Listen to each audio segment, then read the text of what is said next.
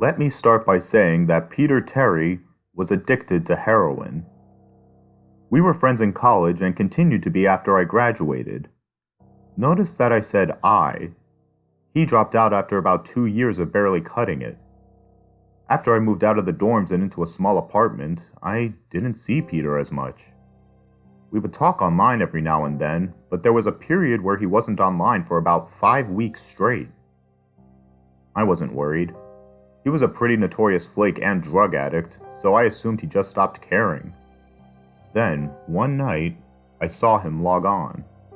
Before I could initiate a conversation, he sent me a message. "David, man, we need to talk." That was when he told me about the No End House. It got that name because no one had ever reached the final exit. The rules were pretty simple and cliché. Reach the final room of the building and you win $500. There were 9 rooms in all.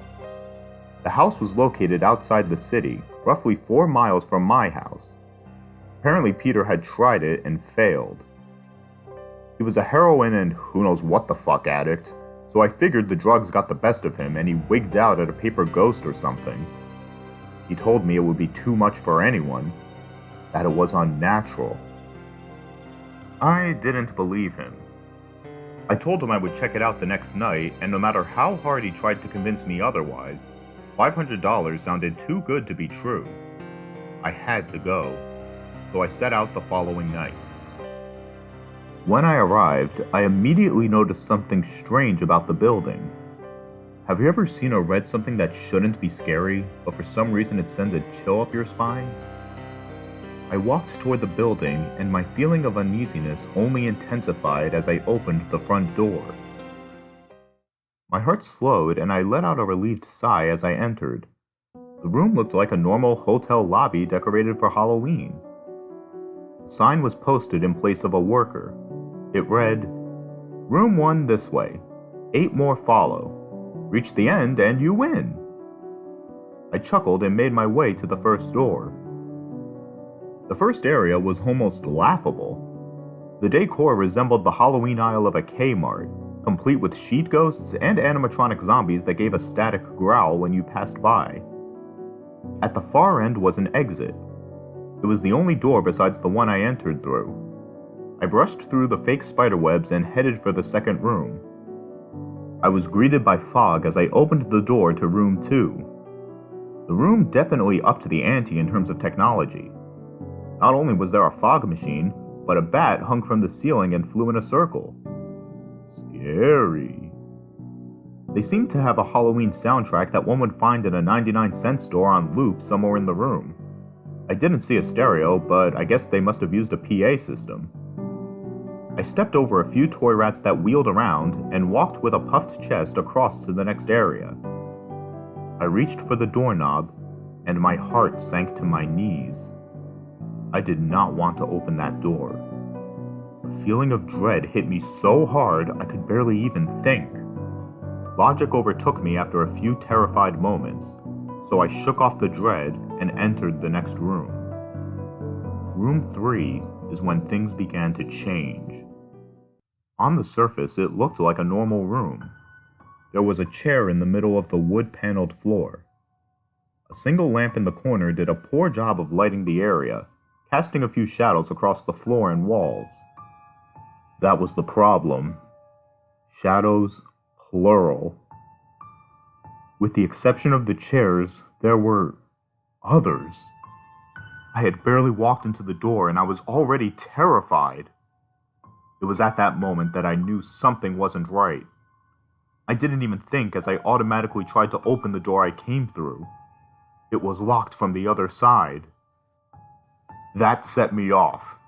Was someone locking the doors as I progressed? There was no way. I would have heard them. Was it a mechanical lock that set automatically? Maybe. But I was too scared to really think. I turned back to the room, and the shadows were gone. Only the chair's shadow remained. I slowly began to walk. I used to hallucinate when I was a kid, so I wrote off the other shadows as a figment of my imagination. I began to feel better as I made it to the halfway point of the room. I looked down as I took my steps, and that's when I saw it. Or didn't see it.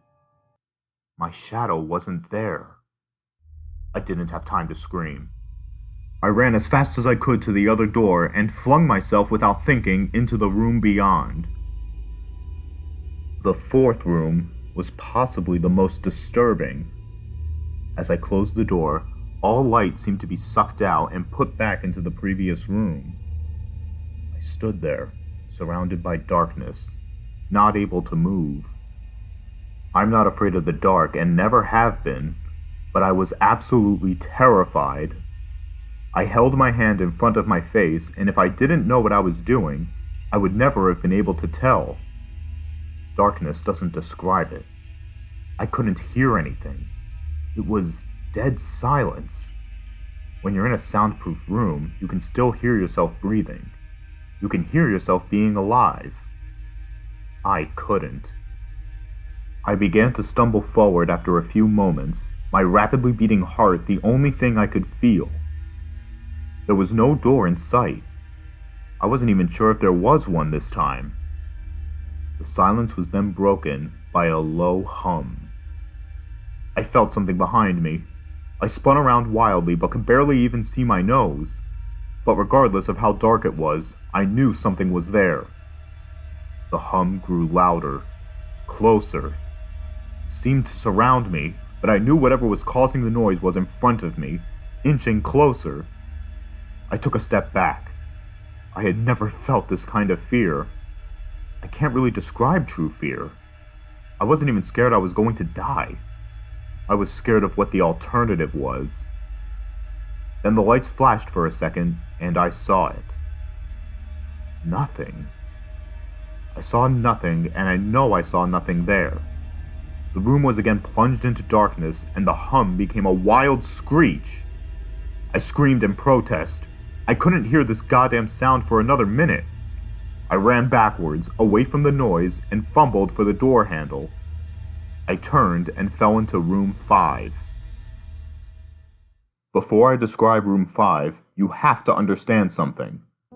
I am not a drug addict. I have had no history of drug abuse or any sort of psychosis short of the childhood hallucinations I mentioned earlier. And those were only when I was really tired or just waking up. I entered the no-end house with a clear head. After falling in from the previous room, my view of room 5 was from my back, looking up at the ceiling. What I saw didn't scare me. It simply surprised me. Trees had grown into the room and towered above my head. The ceilings in this room were taller than the others, which made me think I was in the center of the house. I got up off the floor, dusted myself off, and took a look around. It was definitely the biggest room of them all. I couldn't even see the door from where I was. Various brush and trees must have blocked my line of sight with the exit. Up to this point, I figured the rooms were going to get scarier, but this was a paradise compared to the last room. I also assumed whatever was in room 4 stayed back there. I was incredibly wrong. As I made my way deeper into the room, I began to hear what one would hear if they were in a forest. Chirping bugs and the occasional flap of birds seemed to be my only company in this room. That was the thing that bothered me the most. I heard the bugs and other animals, but I didn't see any of them. I began to wonder how big this house was. From the outside, when I first walked up to it, it looked like a regular house. It was definitely on the bigger side, but there was almost a full forest in here. The canopy covered my view of the ceiling, but I assumed it was still there, however high it was. I couldn't see any walls either. The only way I knew I was still inside was that the floor matched the other rooms, the standard dark wood paneling. I kept walking, hoping that the next tree I passed would reveal the door. After a few moments, I felt a mosquito fly onto my arm. I shook it off and kept going. A second later, I felt about 10 more land on my skin at different places. I felt them crawl up and down my arms and legs, and a few made their way across my face. I flailed wildly to get them all off, but they just kept crawling. I looked down and let out a muffled scream. More of a whimper, to be honest. I didn't see a single bug. Not one bug was on me, but I could feel them crawl.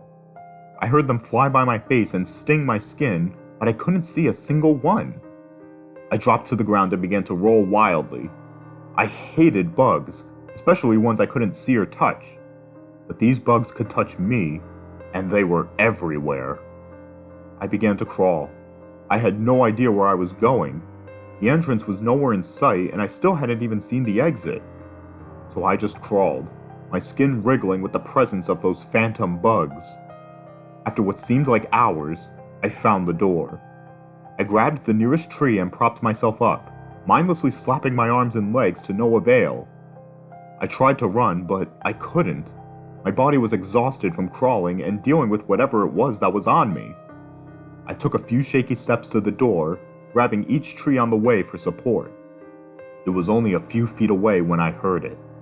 The low hum from before. It was coming from the next room, and it was deeper. I could almost feel it inside my body, like when you stand next to an amplifier at a concert. The feeling of the bugs on me lessened as the hum grew louder. As I placed my hand on the doorknob, the bugs were completely gone, but I couldn't bring myself to turn the knob. I knew that if I let go, the bugs would return and there was no way I could make it back to room 4. I just stood there, my head pressed against the door marked 6, and my hand shakily grasping the knob. The hum was so loud I couldn't even hear myself pretend to think. There was nothing I could do but move on. Room 6 was next, and room 6 was hell. I closed the door behind me, my eyes held shut and my ears ringing. The hum was surrounding me. As the door clicked into place, the hum was gone. I opened my eyes in surprise, and the door I had shut was gone. It was just a wall now. I looked around in shock. The room was identical to room 3, the same chair and lamp, but with the correct amount of shadows this time. The only real difference was that there was no exit door, and the one I came in through was gone. As I said before, I had no previous issues in terms of mental instability, but at that moment I fell into what I now know as insanity. I didn't scream. I didn't make a sound. At first I scratched softly. The wall was tough, but I knew the door was there somewhere. I just knew it was. I scratched at where the doorknob was. I clawed at the wall frantically with both hands, my nails being filed down to the skin against the wood. I fell silently to my knees, the only sound in the room my incessant scratching against the wall. I knew it was there. The door was there. I knew it was just there. I knew if I could just get past this wall. "Are you all right?" I jumped off the ground and spun around. I leaned against the wall behind me and saw what it was that spoke to me. To this day I regret ever turning around. There was a little girl. She was wearing a soft, white dress that went down to her ankles. She had long blonde hair to the middle of her back, and white skin and blue eyes. She was the most frightening thing I had ever seen, and I know that nothing in my life will ever be as unnerving as what I saw in her. While looking at her, I saw something else. Where she stood, I saw what looked like a man's body, only larger than normal and covered in hair. He was naked from head to toe, but his head was not human and his toes were hooves. It wasn't the devil, but at that moment it might as well have been. The form had the head of a ram and the snout of a wolf. It was horrifying, and it was synonymous with the little girl in front of me. They were the same form. I can't really describe it, but I saw them at the same time. They shared the same spot in that room, but it was like looking at two separate dimensions. When I saw the girl, I saw the form, and when I saw the form, I saw the girl. I couldn't speak. I could barely even see. My mind was revolting against what it was attempting to process. I had been scared before in my life, and I had never been more scared than when I was trapped in the 4th room. But that was before room 6. I just stood there, staring at whatever it was that spoke to me. There was no exit. I was trapped here with it. And then it spoke again. "David, you should have listened." When it spoke, I heard the words of the little girl, but the other form spoke through my mind in a voice that I won't attempt to describe. There was no other sound. The voice just kept repeating that sentence over and over in my mind, and I agreed. I didn't know what to do. I was slipping into madness, yet couldn't take my eyes off what was in front of me. I dropped to the floor. I thought I had passed out, but the room wouldn't let me. I just wanted it to end. I was on my side, my eyes wide open and the form staring down at me. Scurrying across the floor in front of me was one of the battery-powered rats from the second room. The house was toying with me. But for some reason, seeing that rat pulled my mind back from whatever depths it was headed, and I looked around the room. I was getting out of there. I was determined to get out of that house and live and never think about this place again. I knew this room was hell, and I wasn't ready to take up a residency. At first, it was just my eyes that moved. I searched the walls for any kind of opening. The room wasn't that big, so it didn't take long to soak up the entire layout. The demon still taunted me, the voice growing louder as the form stayed rooted where it stood. I placed my hand on the floor, lifted myself up to all fours, and turned to scan the wall behind me. Then I saw something I couldn't believe. The form was now right at my back, whispering into my mind how I shouldn't have come. I felt its breath on the back of my neck, but I refused to turn around. A large rectangle was scratched into the wood, with a small dent chipped away in the center of it. Right in front of my eyes, I saw the large 7 I had mindlessly etched into the wall. I knew what it was. Room 7 was just beyond that wall where Room 5 was moments ago. I didn't know how I had done it. Maybe it was just my state of mind at the time, but I had created the door. I knew I had. In my madness, I had scratched into the wall what I needed the most, an exit to the next room. Room 7 was close. I knew the demon was right behind me, but for some reason it couldn't touch me. I closed my eyes and placed both hands on the large 7 in front of me. I pushed. I pushed as hard as I could. The demon was now screaming in my ear. It told me I was never leaving. It told me that this was the end, but I wasn't going to die. I was going to live there in room 6 with it. I wasn't. I pushed and screamed at the top of my lungs. I knew I was going to push through that wall eventually. I clenched my eyes shut and screamed, and the demon was gone. I was left in silence. I turned around slowly and was greeted by the room as it was when I had entered. Just a chair and a lamp. I couldn't believe it, but I didn't have time to. I turned back to the 7 and jumped back slightly. What I saw was a door. It wasn't the one I had scratched in, but a regular door with a large 7 on it. My whole body was shaking. It took me a while to turn the knob. I just stood there for a while, staring at the door. I couldn't stay in room 6. I couldn't. But if this was only room 6, I couldn't imagine what 7 had in store. I must have stood there for an hour, just staring at the 7. Finally, with a deep breath, I twisted the knob and opened the door to room 7. I stumbled through the door, mentally exhausted and physically weak. The door behind me closed, and I realized where I was. I was outside. Not outside like room 5, but actually outside. My eyes stung.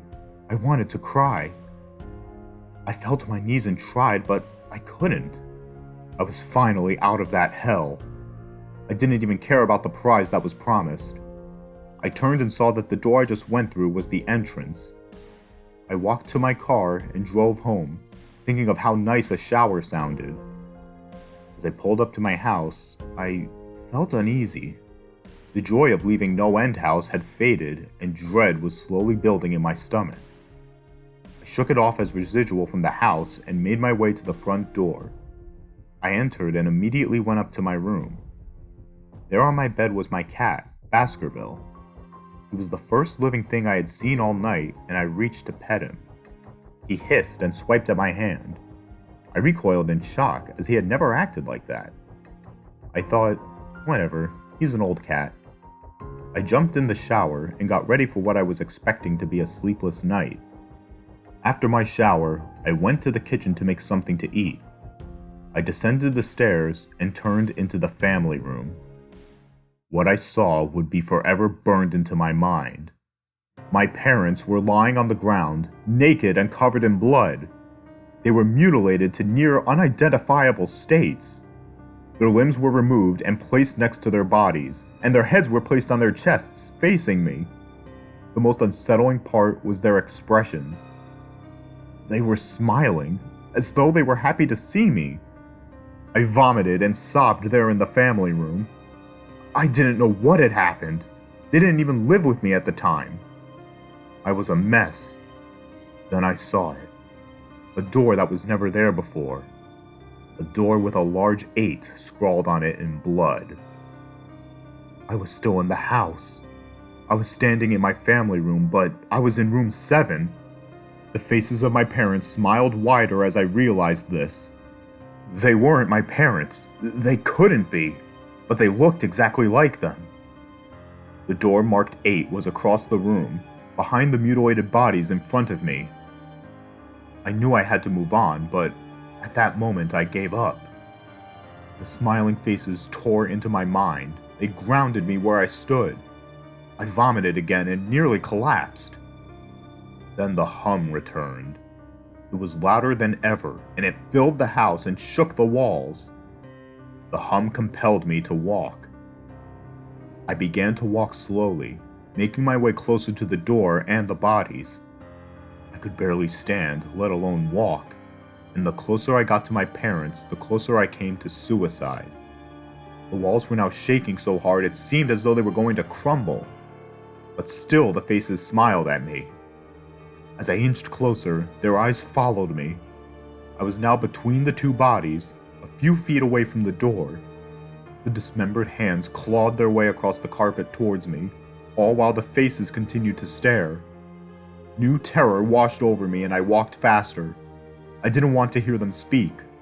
I didn't want the voices to match those of my parents. They began to open their mouths and the hands were inches from my feet. In a dash of desperation, I lunged toward the door, threw it open, and slammed it behind me. Room 8. I was done. After what I had just experienced, I knew there wasn't anything else this fucking house could throw at me that I couldn't live through. There was nothing short of the fires of hell that I wasn't ready for. Unfortunately, I underestimated the abilities of No End House. Things got more disturbing, more terrifying, and more unspeakable in room 8. I still have trouble believing what I saw in that room. Again, it was a carbon copy of rooms 3 and 6. But sitting in the usually empty chair was a man. After a few seconds of disbelief, my mind finally accepted the fact that the man sitting in the chair was me. Not someone who looked like me. It was David Williams. I walked closer. I had to get a better look even though I was sure of it. He looked up at me and I noticed tears in his eyes. Please don't do it. Please don't hurt me. What? I asked. Who are you? I'm not going to hurt you. Yes, you are. He was sobbing now. You're going to hurt me and I don't want you to. He sat in the chair with his legs up and began rocking back and forth. It was actually pretty pathetic looking, especially since he was me, identical in every way.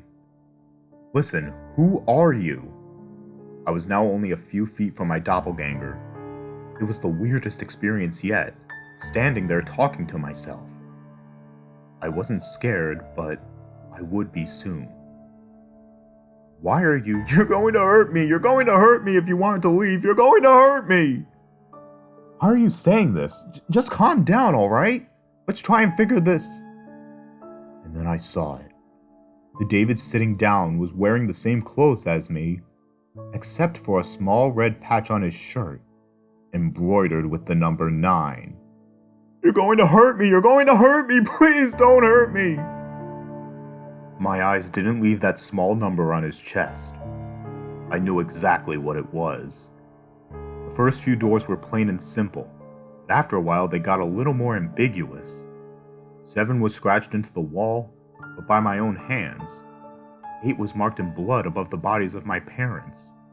But 9, this number was on a person, a living person. Worse still, it was on a person that looked exactly like me. "David?" I had to ask. "Yes, you're going to hurt me, you're going to hurt me, you're going to hurt me." He continued to sob and rock. He answered to David. He was me, right down to the voice, but that 9. I paced around for a few minutes while he sobbed in his chair. The room had no door, and similarly to room 6, the door I came through was gone. For some reason, I assumed that scratching would get me nowhere this time. I studied the walls and floor around the chair, sticking my head underneath and seeing if anything was below. Unfortunately, there was. Below the chair was a knife. Attached was a tag that read, "To David, from management." The feeling in my stomach as I read that tag was something sinister.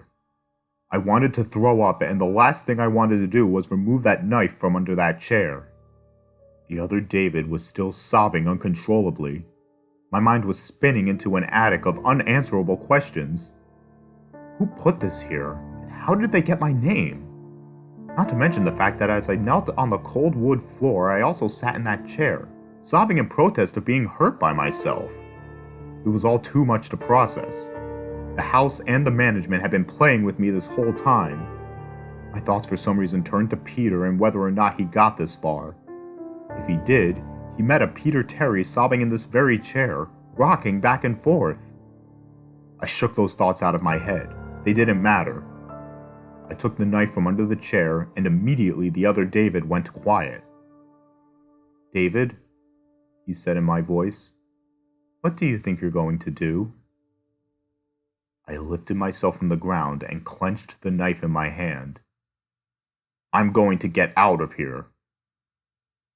David was still sitting in the chair, though he was very calm now. He looked up at me with a slight grin. I couldn't tell if he was going to laugh or strangle me. Slowly, he got up from the chair and stood, facing me. It was uncanny. His height and even the way he stood matched mine. I felt the rubber hilt of the knife in my hand and gripped it tighter. I don't know what I was planning on doing with it, but I had a feeling I was going to need it. "Now," his voice was slightly deeper than my own, "I'm going to hurt you. I'm going to hurt you, and I'm going to keep you here." I didn't respond. I just lunged and tackled him to the ground. I had mounted him and looked down, knife poised and ready. He looked up at me, terrified. It was like I was looking in a mirror. Then the hum returned, low and distant, though I still felt it deep in my body. David looked up at me as I looked down at myself. The hum was getting louder, and I felt something inside me snap. With one motion, I slammed the knife into the patch on his chest and ripped down. Blackness fell on the room, and I was falling. The darkness around me was like nothing I had experienced up to that point. Room 4 was dark, but it didn't come close to what was completely engulfing me. I wasn't even sure if I was falling after a while. I felt weightless, covered in dark. Then a deep sadness came over me. I felt lost, depressed, and suicidal. The sight of my parents entered my mind. I knew it wasn't real, but I had seen it, and my mind had trouble differentiating between what was real and what wasn't. The sadness only deepened. I was in room 9 for what seemed like days. The final room. That's exactly what it was. The end.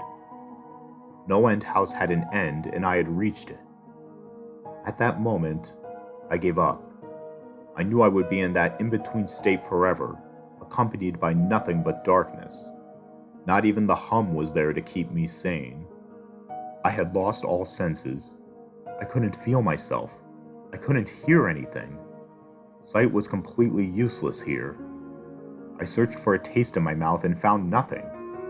I felt disembodied and completely lost. I knew where I was. This was hell. Room 9 was hell. Then, it happened. A light. One of those stereotypical lights at the end of the tunnel.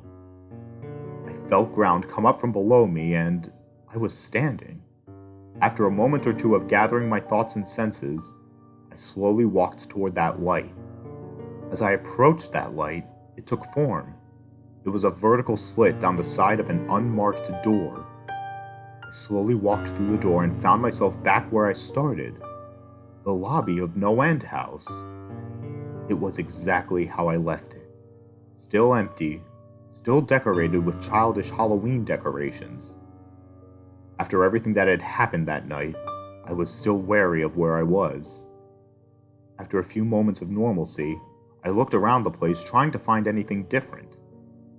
On the desk was a plain white envelope with my name handwritten on it. Immensely curious, yet still cautious, I mustered up the courage to open the envelope. Inside was a letter, again handwritten. David Williams, congratulations! You have made it to the end of No End House. Please accept this prize as a token of great achievement. Yours forever, Management. I couldn't stop laughing. I laughed for what seemed like hours. I laughed as I walked out to my car and laughed as I drove home. I laughed as I pulled into my driveway. I laughed as I opened my front door to my house and laughed as I saw the small 10 etched into the wood.